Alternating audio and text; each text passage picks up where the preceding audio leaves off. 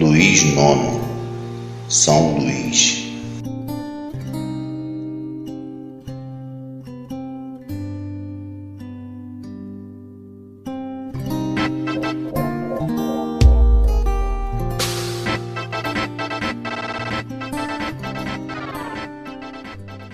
O Luís IX, que também era conhecido como São Luís, ele nasceu no castelo de Poissy, na França, próximo a Paris, em 1214 ou 1215, e era o quarto filho do Luís VIII, da Branca de Castela, e teve uma educação rígida nos preceitos da igreja. Foi coroado aos 12 anos em Soissons, em 30 de novembro de 1226, sob a regência de sua mãe, a Branca de Castela. Durante essa época, o seu tio, Filipe de Uripel, ele organizou uma revolta. O Filipe de Uripel, ele era filho bastardo do Filipe Augusto e irmão do Luís VIII. O Filipe de Uripel, ele havia participado da Cruzada Albigense com o seu irmão, o Luís VIII, que era pai do Luís IX. E após a sua cunhada assumir a regência do trono, ele organizou uma revolta ao lado de alguns nobres, que o apoiaram. Mas essa revolta foi repelida e ele acabou sendo perdoado. O Filipe de Uripel, ele morreu em 1234, durante um torneio, numa disputa com Florencio IV da Holanda. Após a sua morte, a sua viúva, Matilde, casou-se com Afonso III de Portugal.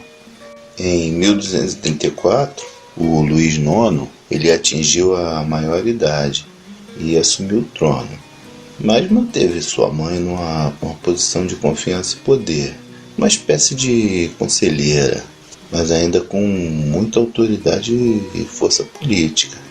Em 27 de maio de 1234, aos 20 anos, ele se casou com Margarida de Provença, que era a filha mais velha de Raimundo Berengário IV de Provença, de Beatriz de Saboia, irmã de Leonor, esposa do Henrique II da Inglaterra, que era uma mulher muito bonita.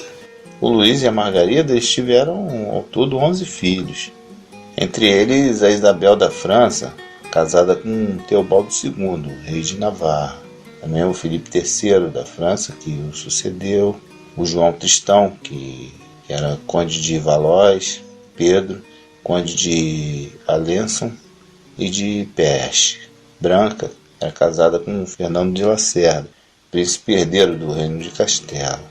Margarida da França, casada com João I, duque de Brabante. Roberto da França, conde de Clermont, casado com Beatriz de Borgonha, herdeira de Bourbon. E também Inês, casada com Roberto II de Borgonha, que era duque de Borgonha. A corte francesa era uma corte pomposa, elegante, porém o Luís IX ele viveu como um monge no mosteiro. Ele era conhecido como um rei justo e também concedia audiência aos seus súditos no bosque de Vincennes. E tinha paciência para ouvir as reclamações e os pedidos de seus súditos. Tinha fama de ser sensível, fazendo orações, penitências e praticando com frequência a caridade. Ao longo do seu reinado, ele construiu hospitais, leprosários, orfanatos, escolas e apoiou a criação da Sorbonne em 1257, que era dedicada ao ensino da teologia e foi criada pelo capelão da Casa Real e também era o confessor do Luís IX, Roberto de Sorbonne. E a intenção era facilitar o ensino da teologia para estudantes pobres e era integrada à Universidade de Paris. Também enfrentou conflitos com a nobreza e consolidou a supremacia real e continuou a retomada das antigas terras inglesas na França. E em dezembro de 1259 assinou um tratado de paz com Henrique II da Inglaterra, um tratado de de Abbeville, e acabou com a primeira fase dessa Guerra dos 100 Anos entre os dois países. Tentou acabar com as guerras internas e privadas que assolavam o país, né? Fez reforma na justiça e introduziu a presunção de inocência no processo criminal. Proibiu os juízes que praticassem o nepotismo e também de adquirir bens, e nomeou juízes extraordinários que estavam acima dos juízes para examinarem suas condutas e servir como juiz de apelação. E o rei seria o juiz supremo e era severo com os juízes corruptos. Também designou inspetores gerais, que eram considerados funcionários públicos, e criou comissões fazendárias e dispensão de contas. Também resolveu uma divergência que ele tinha com Jaime I de Aragão, um tratado de Córbio, o qual ele renunciava às suas pretensões sobre Aragão, em troca da renúncia de Jaime aos seus direitos sobre os territórios ao sul da França, e casou a sua filha Branca com Fernando de La Cella, príncipe de Castela, e também o seu filho Felipe III com Isabel, filha de Jaime I de Aragão. Durante seu reinado, houve um período de paz e prosperidade, porém muita intolerância religiosa. Tentou converter os judeus franceses.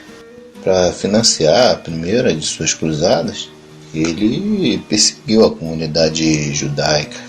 Os judeus eles eram bastante marginalizados na Europa durante esse período. Um dos fatores era que na Europa o cristianismo imperava e os judeus eram considerados culpados pela morte de Jesus Cristo.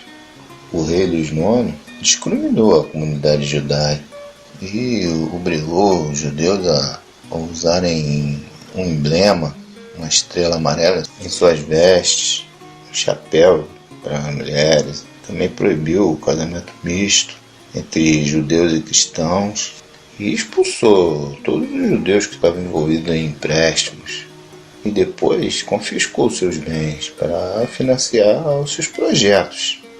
Entre esses projetos, a primeira cruzada que ele participou, e as dívidas que os cristãos tinham com os judeus, ele não perdoou completamente, ele perdoou apenas um terço dessa dívida. Ele mandou que pagassem 2/3 para o Tesouro Real. Em 1242, ele também queimou vários exemplares do Talmud, que é uma coletânea de livros sagrados judeus. E os judeus, eles mesmo sendo expulsos pelo rei, muitos deles eles viveram em clandestinidade. Mais tarde, o rei Luís IX ele anulou esse decreto em troca de pagamentos em pratas da comunidade judaica e apoiou a Inquisição na França, na perseguição aos cátaros, né? O Luís IX ele recebeu o título de Rei Cristianíssimo, Rex Christianissimus, e também era rígido com as questões morais. Ele punia as blasfêmias, também jogos de azar, empréstimos com juros, prostituição.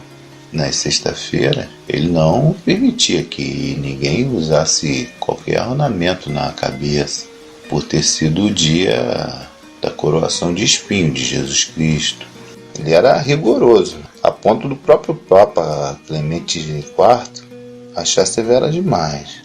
Também tinha muitas relíquias.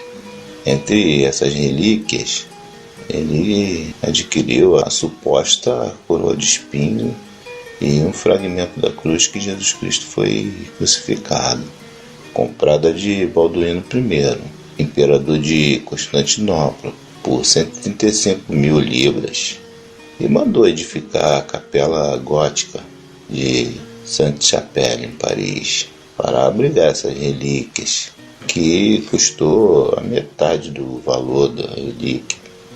E também construiu outras catedrais. Essas relíquias elas traziam um certo status para o país e também pessoas, né?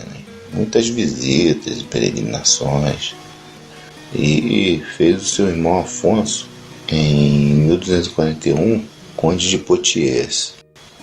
Entre 1242 e 1243, ele estabeleceu a autoridade real, após o rei inglês Henrique II da Inglaterra ter rompido a trégua de 1238. O Luís IX ele organizou 2 cruzadas, que na verdade as 2 foram um total fracasso. Em 1244, o Luís IX ele ficou muito doente, de disenteria, e praticamente foi dado como certo sua morte. Naquele tempo havia várias doenças que hoje, um simples comprimido você ficaria bom, mas essas doenças levaram milhares de pessoas ao óbito. E também apareceram várias epidemias. A medicina ainda era muito precária e a situação de higiene também. E também as pessoas ainda colocavam a fé, principalmente a igreja, acima da ciência.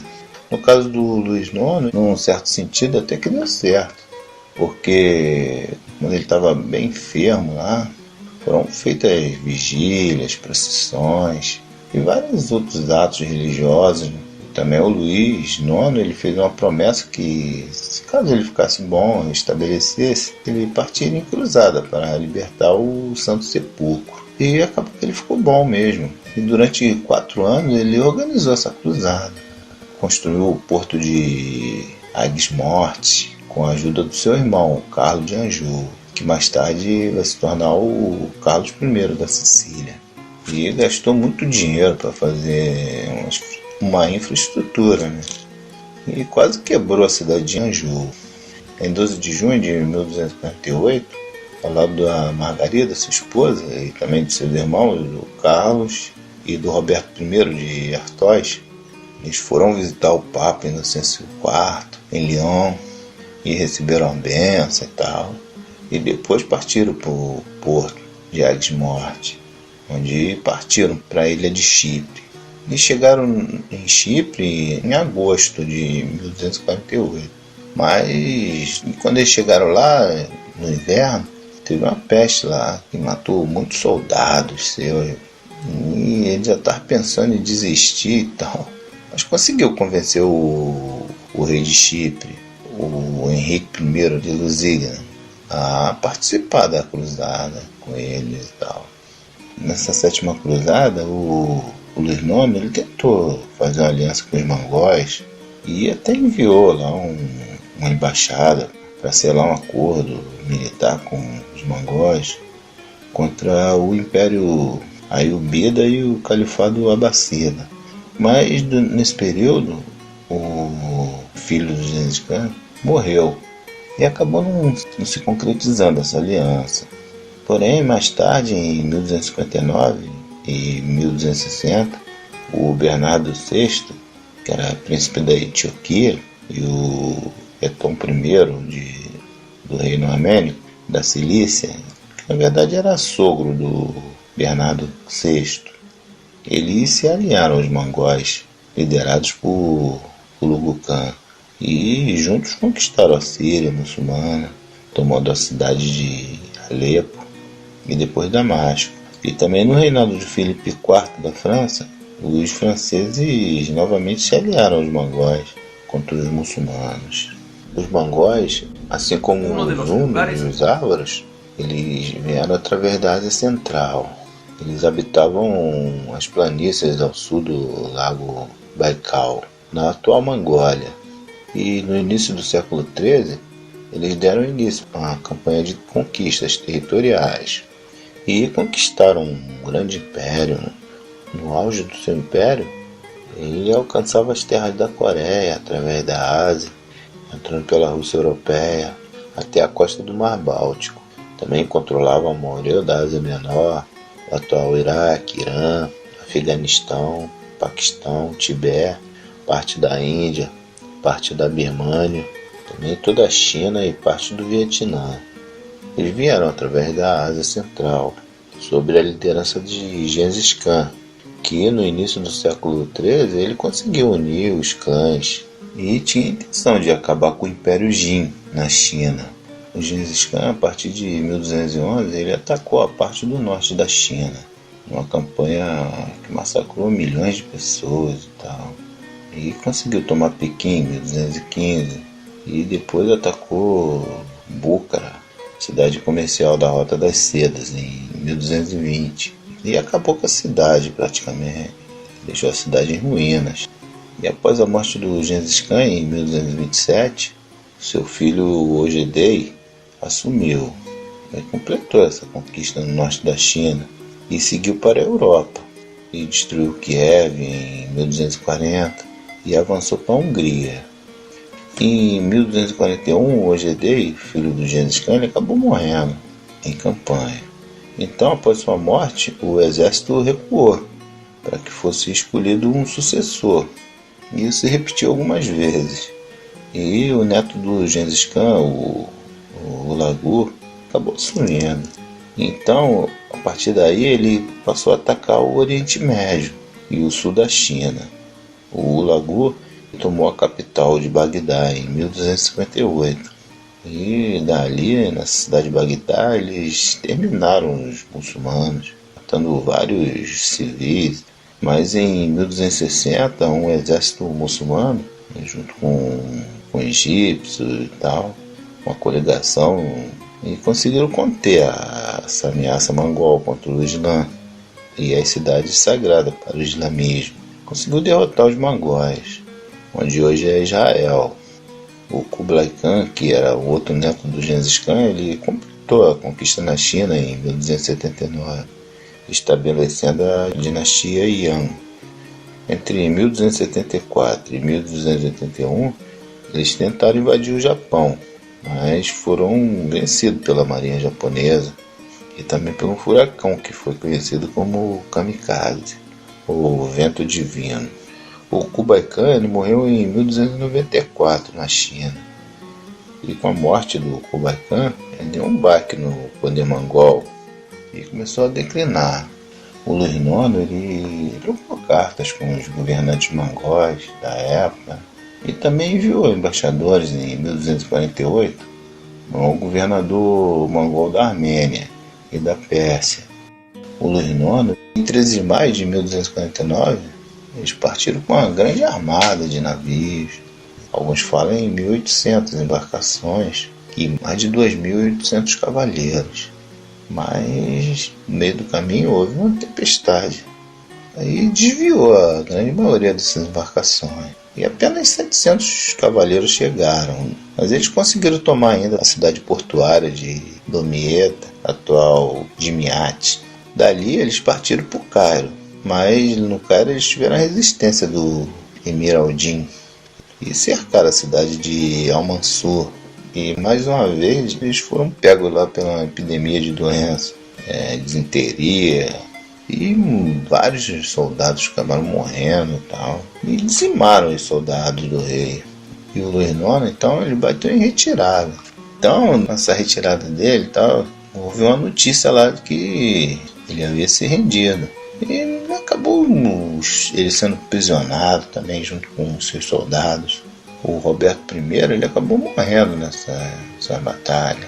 E menos a sua esposa, que continuou lá tal, com os soldados que sobraram tal, sob o comando da cruzada. E daí a sua mãe tal, depois de uma negociação, enviou resgate. Também teve o apoio da Ordem do Templo, que financiou parte desse resgate e tal, que foi um resgate virtuoso, né? Muito dinheiro. E acabou sendo liberado com seus soldados. Então ele mandou o seu irmão de volta, o Afonso e o Carlos, para ajudar a sua mãe lá e tal na Europa. E permaneceu nos Estados Latinos. E entre 1250 e 1253, ele ajudou a consolidar as fortalezas lá de Acre, Cesareia Marítima, de Jaffa, Sidom. E também se aproximou diplomaticamente dos islâmicos lá da Síria e do Egito. Em 1253, a sua mãe, a Branca de Castela, morreu. E ele foi obrigado a voltar ao seu reino. O Carlos I, seu irmão, que era conde de Anjou e Provença, ele foi incentivado a invadir a Sicília pelo Papa Urbano IV. Em 1266, o Frederico II Hohenstaufen, que era rei da Sicília e do Sacro Império Romano, ele morreu. E o Papa então apoiou Carlos I de Anjou. O Carlos invadiu e derrotou o Manfredo, que era filho ilegítimo do Frederico II e coroado pelo Papa Clemente IV. O Carlos I ele era muito ambicioso e tentou aumentar seus territórios. Na Sicília ele foi um rei autoritário e confiscou propriedades rurais, também desprezou os nobres nativos, aumentou tributos, também desprezou a cultura local. E os sicilianos acabaram se revoltando e tentando derrubá-lo em 1268, mas não tiveram êxito. Por esse tempo também o Conradino, filho de Conrado IV da Germânia, como nós vimos no vídeo passado, ele tentou recuperar o título de rei dos romanos e invadiu a Itália em 1268, mas foi derrotado por Carlos I na Batalha de Tagliacozzo e decapitado aos 16 anos de idade. Também ele seguiu a soberania sobre a Toscana e os estados pontífices e tentou se apoderar do Império Bizantino. Tornou-se rei da Albânia e regente da Grécia e soberano na Tunísia, também rei de Jerusalém em 1277. E com isso ele conquistou também muitos inimigos, não apenas os sicilianos, também outros monarcas europeus também não gostavam dele, por conta dessa sua ambição territorial, em especial o Pedro III de Aragão, que reivindicava o trono da Sicília, pois ele era casado com a Constância, que era filha e herdeiro de Manfredo. E com isso acabou havendo uma insurreição, quando Carlos I se preparava para atacar o Império Bizantino e conquistar Constantinopla.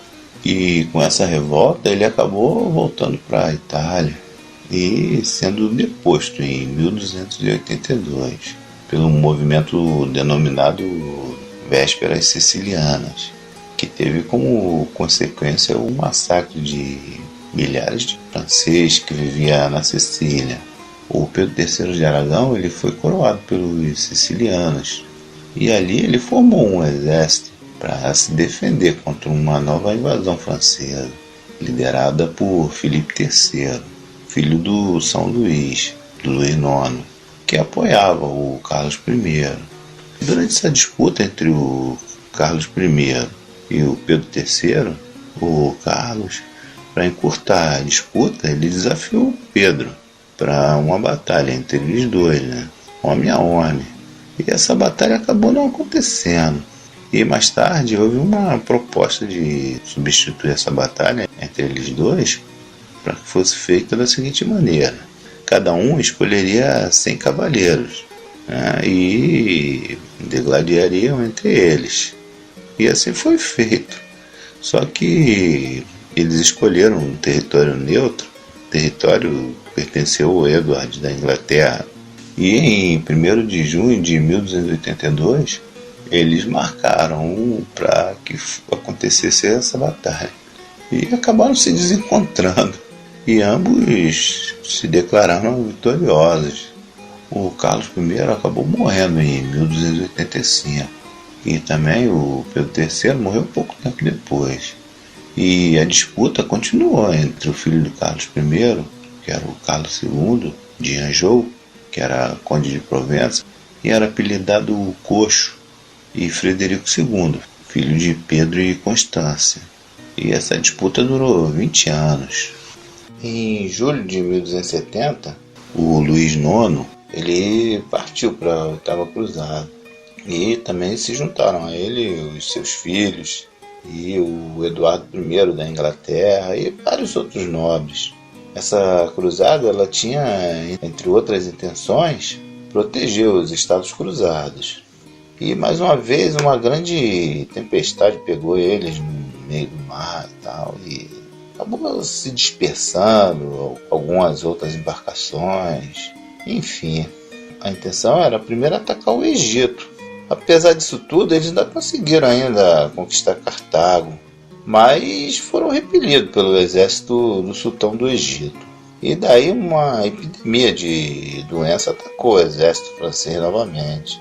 E o filho do Luís IX, o João Tristão, ele acabou morrendo. E em 25 de agosto de 1270, o Luís IX morreu, possivelmente de peste bubônica ou disenteria. E com a sua morte, essa cruzada ela chegou ao fim. As suas entranhas elas foram enterradas na Tunísia, onde ainda hoje é visitado como o túmulo de São Luís. E as outras partes do seu corpo foi enviado para Sicília, a pedido do seu irmão, o Carlos I da Sicília, e o seu corpo enviado para a Basílica de São Denis, pelo seu filho, o Filipe III, que o sucedeu. Mas durante a guerra religiosa francesa, o corpo desapareceu e apenas o seu dedo foi recuperado, encontra-se em Saint-Denis. E também apareceram várias lendas em torno da sua morte e tal. Alguns historiadores eles definem o Luís IX como um astuto político que soube se servir da religião para consolidar o seu poder e aumentar o poder do seu reino. Nessa época, os senhores feudais eles rivalizavam ferozmente ao poder dos reis da França. Também conspiravam contra a pessoa do rei. Com essa postura religiosa, o Luís tornou-se uma espécie de mito religioso e símbolo da fé cristã. E usou isso para constranger os seus rivais e induzir a participarem das cruzadas. E esses, com o fracasso das cruzadas, também tornaram-se mais dependentes dos monarcas para sua segurança. O Luís IX, ele fortalecendo seu laço com a igreja, ele fortalecia sua legitimidade diante dos seus súditos. O seu principal biógrafo foi o Jean de Joinville, que era amigo do Luís também, confidente, conselheiro, e escreveu um livro chamado A Vida de São Luís. Ele foi canonizado pelo Papa Bonifácio VII em 1297, com o nome de São Luís da França. Bom, é bem por aí. É mais ou menos isso aí.